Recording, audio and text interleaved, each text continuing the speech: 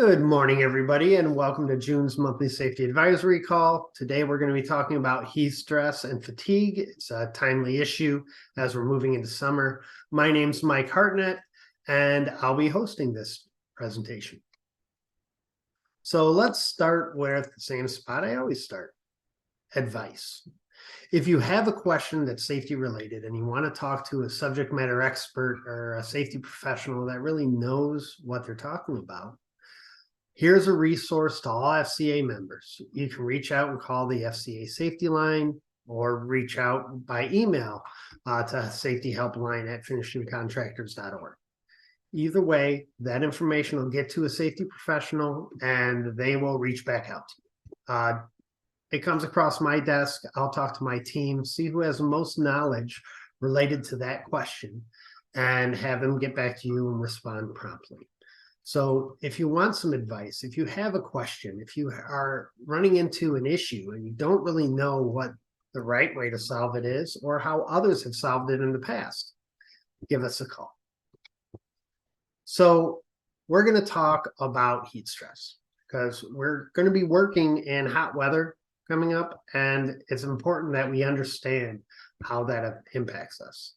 So we have two sources that lead to heat, right, in the human body. And one of those is environmental conditions. Now, obviously, this time of year, the temperature is rising no matter where you're at.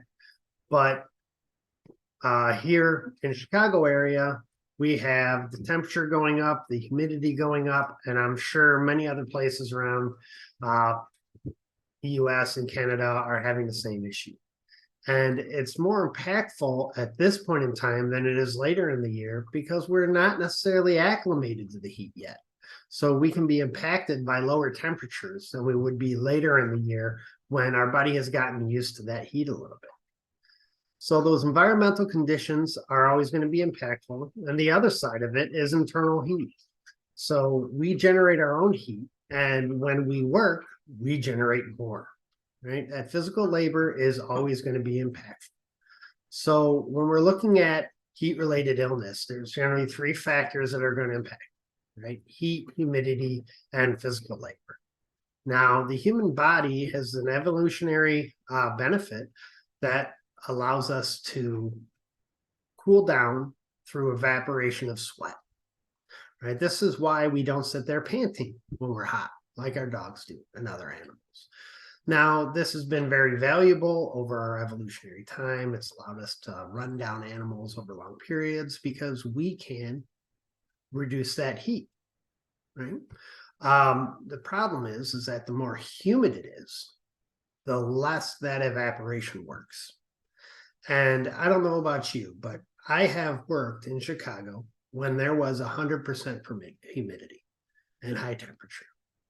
And I've gone into a room and rolled latex paint on all the walls. And it is possible, I've experienced it. It is possible to have more than 100% humidity. In those situations, that heat stress is really going to be impactful because your body's mechanism for cooling down does not work. So what can we do about it?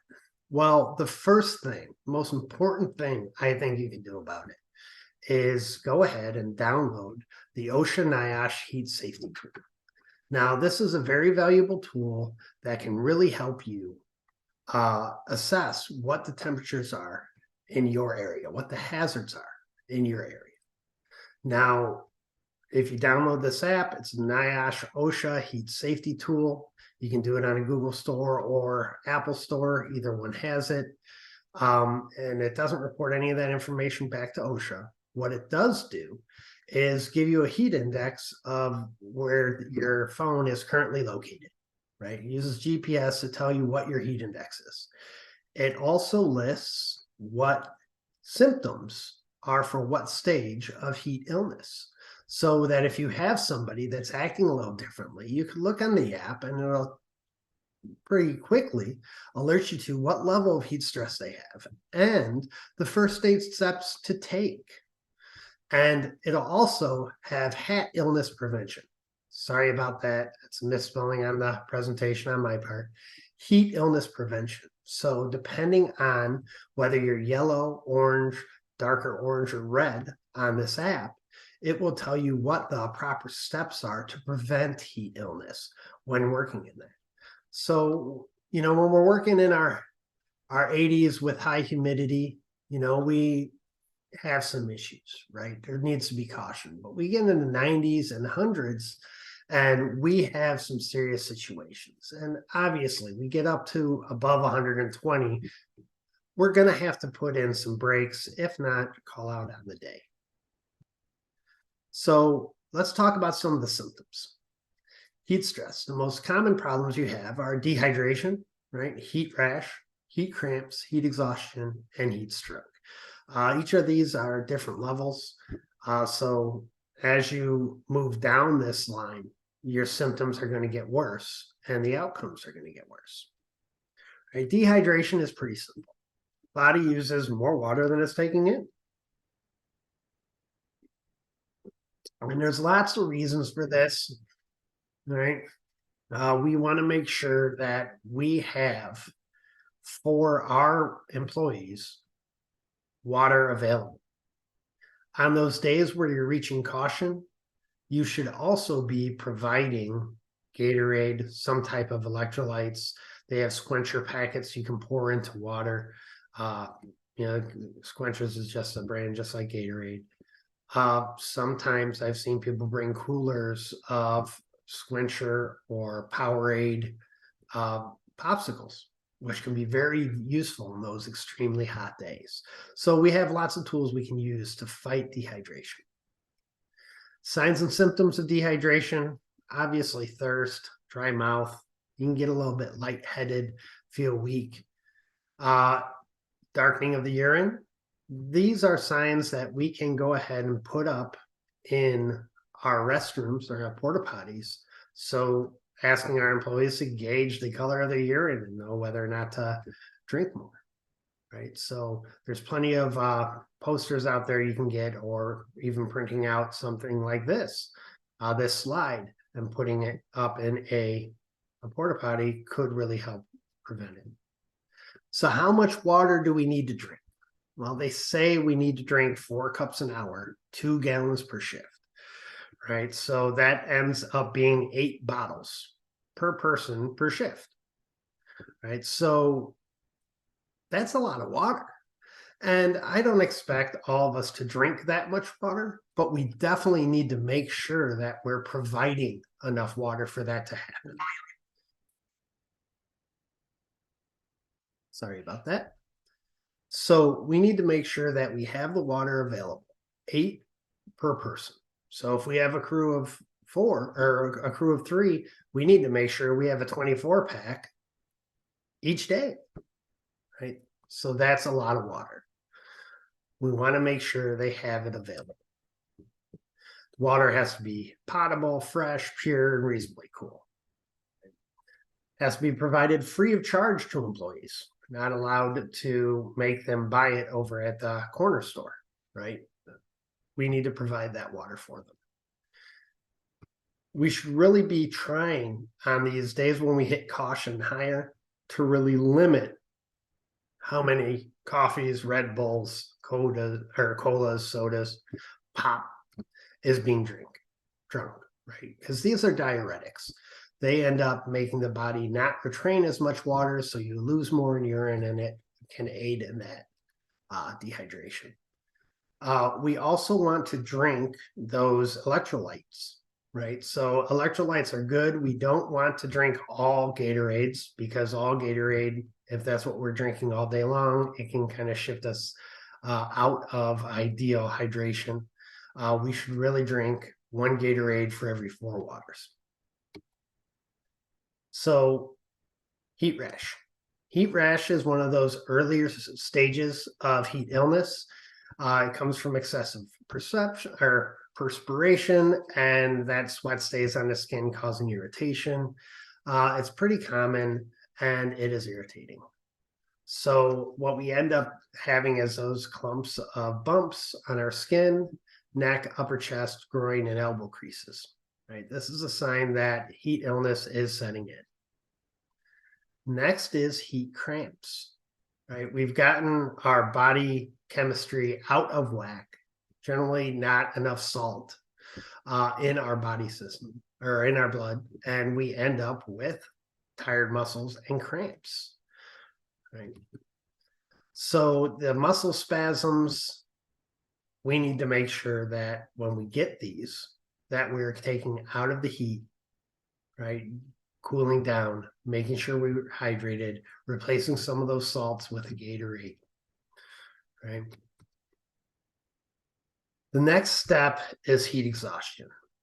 And heat exhaustion is pretty brutal, right? It's continual loss of fluids ends up getting to a point where it is pretty serious. Now you get a headache, thirst, dizziness, irritability, confusion, fever, nausea, vomiting. Now I've had heat exhaustion before. I've seen my thoughts just not really going at the rate it needs to, right? Thinking becoming difficult. And that's heat exhaustion, right? There's many other symptoms to it. We need to watch out for these. Last but not least, there's heat stroke. And heat stroke is a life or death situation. The body can no longer compensate for the lack of water, for the heat not being dissipated. And we get to a point where you can die from it. Right. So symptoms are confusion, hot, dry skin, right? We're not sweating anymore. If we ever lose consciousness because of it, that's heat stroke. Time to call 911. Seizures, heat stroke, call 911. And again, death, call 911. So heat exhaustion and heat stroke have some similar symptoms here, right? But we have some major differences in that the headache is getting worse, right? And you're not sweating. That lack of sweating in hot, wet situations tells you your body is at the end of coping, because your body is no longer trying to cool down because it doesn't have the moisture to spare, right? So that red, hot, dry skin always needs to lead to calling 911, right? Because when we're talking about heat exhaustion, this is bad. And when you suffer heat exhaustion, you become more likely to suffer heat exhaustion in the future, right? You become more susceptible to it. But heat stroke often ends in death. And plenty of times I've been told anecdotal stories about somebody who had heat stroke. So they grabbed them and they put them in the work truck because they were working on utility lines in the right of way. And they put them in the work truck and they yanked up the air conditioning all the way. They gave them a bunch of water and they said, all right, drink this, stay in the cool, get back to normal. And, you know, I'm going to go finish up what we're doing and then I'll be back. And when they come back, that person has passed. Heat stroke is always a 911 situation. So how do we prevent it? Make sure that we have that water, right? When we're in that extreme caution and danger area, we need to have micro breaks, right? So 5-minute breaks, or not 5-minute breaks, but breaks for water every 15 minutes, trying to cool down, rest in the shade when it's time, watching out for each other, watching each other's behavior, talking to each other and making sure we aren't getting that confusion. And then wearing light colored clothing, right? Light colored clothing is going to reflect that light better. And it's going to make it so we don't heat up as much.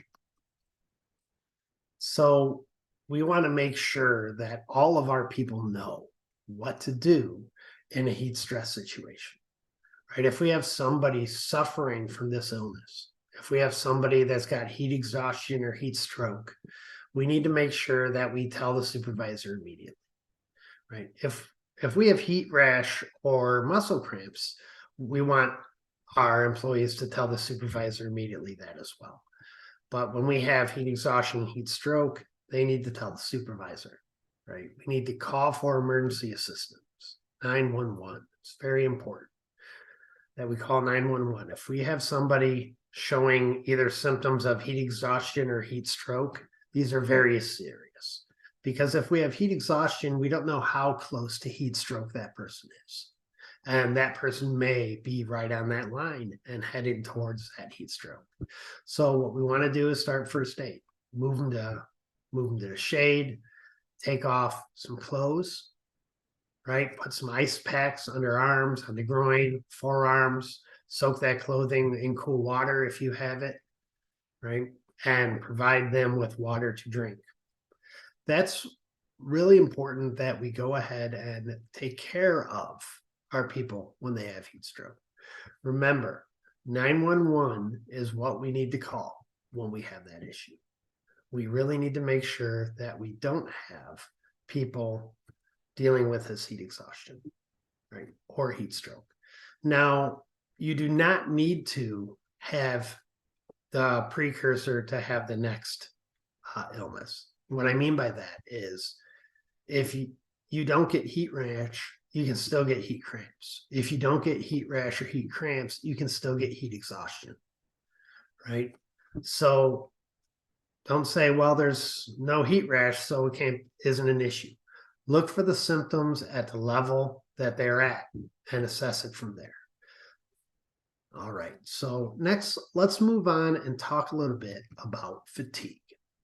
Fatigue is very challenging, especially this time of year when we have that heat stress interacting, because fatigue is going to make us more susceptible to that and also make us more likely to have incidents. So as employers, fatigue, a lot of that has to do with choices that you make. So let's make sure that we make educated decisions on that. So OSHA says that fatigue is a body signal that a rest period is needed. Right? And Webster says that it's a state or attitude of indifference or apathy brought on by overexposure. Right? So both of these are right in line. Right? And I think as a combination of these really is where fatigue truly lies.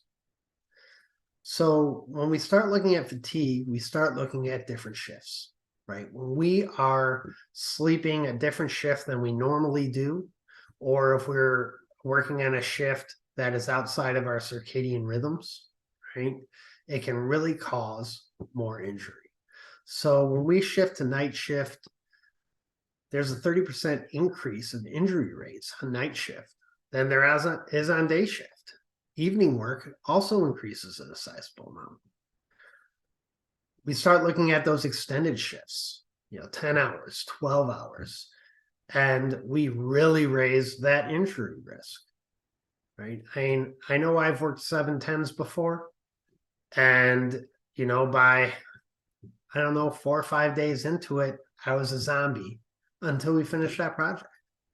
And it doesn't surprise me at all that extended shifts increase injury risk, right? 37% increase for a 12-hour shift over an 8-hour shift. That's almost 40% more likely to get injured by working this longer shift. In manufacturing, workers studies showed 88% more risk for people that worked 24 hours of overtime in a week. Right? So what can we do about that? It's challenging, right? It comes down to staffing. Maybe we pull more people out of the hall when we have those really busy times. I know that has its own challenges, but we really need to try to reduce the number of hours being worked back to a reasonable level of 40, right? 5/8 when we can manage it, so that we have less injuries. Right. And I know that when we hire people out of the hall, oftentimes we get people that don't know our culture, that don't really know how we do stuff. And it can also be pretty frustrating trying to get people aligned with what we need to do. But consider if we have an 88% chance more likely to hurt somebody, losing one of our stable of foremen or painters for a period because of an injury is going to be much more impactful than bringing other people in to help us during those busy times. Reduce productivity and quality are big issues, right? Estimated losses of about 2,000 years per employee due to health-related lost production, right? That has to do with fatigue. So these are some big impacts that we can work against. So what kind of effects do we have from fatigue? Slower reaction time, more errors, decreased cognitive ability. And, in a lot of ways, it's similar to being drunk, right? So they did a study looking at driving capability compared to people that were drinking. And they found that 18 hours of sleep had a 50% reduction in response times. That's pretty huge when driving. That's pretty huge when working on a swing stage or an elevated boom, right? 24 hours without sleep puts you over comparable to over the legal limit before driving, right? So we need to make sure that we consider these impacts. It also has long-term health effects, right? If we are working so much time that we don't have the time to sleep, that we don't have the time to do those family affairs, we end up with poor health, right? So normally you have a person works 8 hours, sleeps 8 hours, and has 8 hours to manage household life, right? When we add more hours to the workday, more hours to the commute, where does that time come out of? It comes out of sleep, right? Just because you're working more doesn't mean that the kids don't have to go to soccer practice, doesn't mean that the dishes don't need to be done, that the lawn doesn't need to be mowed. All this stuff still needs to be done, and your employees are going to have to do that. They're also going to have to be at work those longer hours. So that 2 hours a day is going to come out of, usually, that sleep. And that's where we really get that impact. Insufficient sleep and a disruption to sleep is very impactful to fatigue. So when we have people shifting from the day shift to the night shift, this always impacts sleep. I know that when I switch from day shift to night shift, I have a real hard time sleeping for that first week, and then I generally align. But then when I go back to day shift, I have that same problem again, right? It takes me a week to align back to that day shift sleep schedule. So these are things that we want to consider and try to avoid. It's not always possible to avoid it. I understand it. I've worked plenty of night shifts for good reason, but we want to try to avoid it when possible. Other ways we can contribute to the problem: extended shifts, mandatory overtime, rotating shifts, irregular shifts, second jobs, and health factors. So extended shifts. Sometimes we have a push, we need to get a job done, and we go to 10 hours, right? Or we go to working 6 days. This is challenging. Mandatory overtime. I don't know how you do it, but my understanding when I was in the field is turning down overtime meant you weren't offered it ever again. This is a problem, right? We should allow our employees to turn down overtime, but still be able to take it later. If they have a child sick at home and they know that their hands are too full, turning down that overtime should not mean that they lose that ability to ever do so again, right? But ideally, we can bring in more staffing instead of paying that overtime. So we need to make sure that we schedule our people enough time to take care of their needs outside of work, right? So 8 hours to work, 8 hours to sleep, and then 8 hours to do your travel in between home and work and whatever else you need to get done, right? So we can provide that to our employees. We can't make them take it, but we can provide that. We should look at the number of consecutive days worked, right? I mean, if we're working 7/8s or 7/10s, that makes a zombie very quickly. Right? We want to try to have a regular schedule as much as possible. And we want to try to stick to that schedule when we can. Solutions. How do we do it? Right? Management is responsible for staffing, scheduling, and training. Right? So staffing, we know we're in charge of. Scheduling, we know we're in charge of. And training, we know we're in charge of. What are employees in charge of? For using that opportunity when provided to obtain medical care and sleep, or medical care for sleep disorders, and to obtain sleep appropriately. How do we get them to do that? Training them on the hazards of fatigue, training them on how to better take care of themselves. Our supervisors, we need to work with alertness behavior, right? We want to make sure that our supervisors are alerted to excess fatigue, right? They're looking for it in their employees. And we want to train our employees on how to spot that fatigue in themselves and their coworkers. Your foremen in the field have to have that responsibility and the authority to mitigate fatigue, right? Or the risk of fatigue when they see it. When they see somebody that isn't in the right shape to do a heavy, strenuous job, right? If you see Doug come in and Doug's got a newborn baby, he clearly hasn't slept very well, he's exhausted.